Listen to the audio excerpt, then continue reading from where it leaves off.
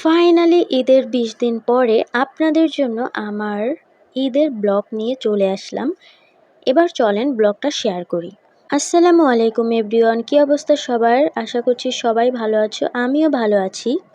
যদিও এটা ঈদের ব্লগ, তারপরও আমি ঈদের আগের দিন কি করলাম সেটা দিয়েই ভিডিওটা স্টার্ট করছি। বেসিক্যালি আমি ঈদের ২-৩ দিন আগ থেকেই ঈদ শপিং শুরু করছি।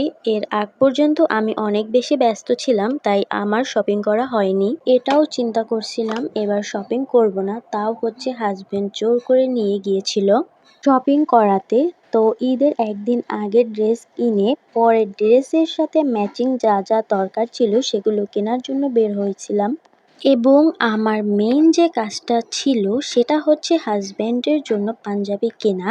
তো সেটা কেনার জন্য বিবি পুকুর পাড়ে গিয়েছি এবং সেখানে ছেলেদের সবগুলো শোরুম ঘুরে তারপরে তার জন্য শার্ট নিলাম। অ্যাকচুয়ালি শার্ট নেওয়ার কারণ হচ্ছে ও আমাকে ফোন দিয়ে বলেছিল পাঞ্জাবি না নেওয়ার জন্য, তাই শার্ট কিনলাম।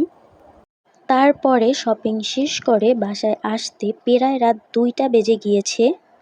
সারাটা দিন এত পরিমাণ হাঁটাহাঁটি, এত পরিমাণ ঘোরাঘুরি আর রোজা রেখে এত কষ্ট হচ্ছিল, তারপরও বাসায় এসেও অনেকগুলো কাজ করা হয়েছে।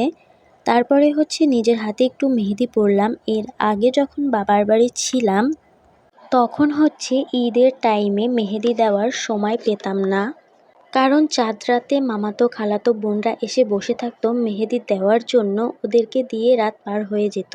এইবার যেহেতু শ্বশুরবাড়িতে আছি তো নিজেকে একটু টাইম দিচ্ছি। ঈদের দিন হচ্ছে আমরা আমার হাজবেন্ড এবং দেবরদের নিয়ে বাবার বাড়িতে গিয়েছিলাম। বেশিক্ষণ ছিলাম না সেখানে, খাওয়া দাওয়া শেষ করে চলে এসেছি। আর কোথাও ঘুরতে যাওয়া হয়নি। ঈদের পরে ঘুরতে গিয়েছিলাম এবং কোথায় গিয়েছিলাম সেটা জানতে হলে পার্ট 2 ব্লগ দেখতে হবে।